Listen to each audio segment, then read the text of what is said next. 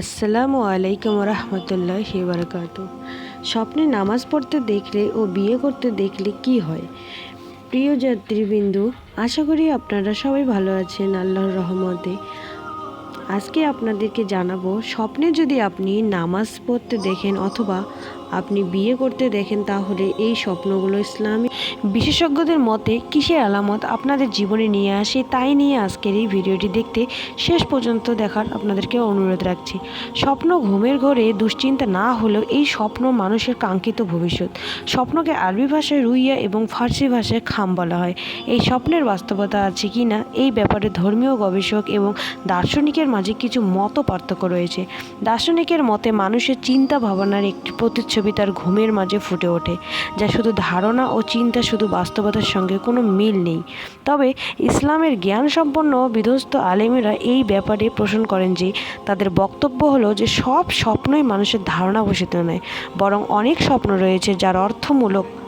হযরত আবু হুরায়রা রাদিয়াল্লাহু তাআলা আনহু থেকে বর্ণিত, রাসূলুল্লাহ সাল্লাল্লাহু আলাইহি সাল্লাম ইরশাদ করেছেন, স্বপ্ন তিন প্রকারের। এক, রুইয়াতে সালেহা তথা ভালো স্বপ্ন, আল্লাহ তাআলার পক্ষ থেকে কোনো সুসংবাদ হিসাবে যা বিবেচ্য। দ্বিতীয় হচ্ছে রুইয়াতে শয়তান তথা শয়তানের কর্তৃক প্রচারণামূলক প্রদর্শিত স্বপ্ন। তৃতীয় হচ্ছে রুইয়ায়ে নাফসানি তথা মানুষের চিন্তা চেতনার কল্পচিত্র। এরপর রাসূলুল্লাহ সাল্লাল্লাহু আলাইহি সাল্লাম বলেছেন, যদি কেউ অপছন্দনীয় তথা ভয় ও খারাপ স্বপ্ন দেখে, তাহলে সেজন্য তাড়াতাড়ি উজু করে নামাজে দাঁড়িয়ে যায়। প্রিয় দর্শক, শুরুতেই একটি কথা বলে রাখি, আমি স্বপ্নের যে ব্যাখ্যাটি দিয়েছি তা খাতনামা গ্রন্থ থেকে অভিজ্ঞ আলেমগণ কোরআন ও হাদিসের গবেষণা করে এই ব্যাখ্যাগুলো স্থাপন করেছেন। হযরত ইউসুফ আলাইহিস সালাম ছিলেন একজন নবী। মহান আল্লাহ রাব্বুল আলামিন তাকে মুজিজা স্বরূপ স্বপ্নের সকল ব্যাখ্যাই জানিয়ে দিয়েছেন। রাসূলুল্লাহ সাল্লাল্লাহু আলাইহি সাল্লাম বলেছেন, স্বপ্ন হচ্ছে আমার নবুয়তের 46 ভাগের 1 ভাগ। প্রিয় দর্শক, এই জন্য রাসূলুল্লাহ সাল্লাল্লাহু আলাইহি সাল্লাম আরেকটি কথা বলেছেন, স্বপ্ন সত্যি হয় রাত 12টার পরে দেখা এবং ফজরের নামাজের আগ পর্যন্ত। যদি কেউ পবিত্র অবস্থানে ডান কাঁধে শুয়ে থাকে, খুব দ্রুতই সে স্বপ্ন সত্যি হয়ে যায়। সেক্ষেত্রে আমাদের করণীয় রয়েছে। করণীয় বলার আগেই আপনাদেরকে নামাজ সম্পর্কে জানতে হবে। যদি কেউ স্বপ্নে নামাজ পড়তে দেখে, তাহলে সে আশা পূরণ হবে।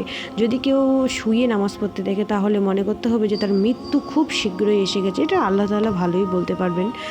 তবে যদি কেউ নামাজে বসে পড়তে দেখে, তাহলে সে দ্রুতই রোগাক্রান্ত হবে। যদি পশ্চিম দিকে কেউ নামাজ পড়তে দেখে, তাহলে ধর্মের দিক থেকে সে উদাসীন হয়ে যাবে।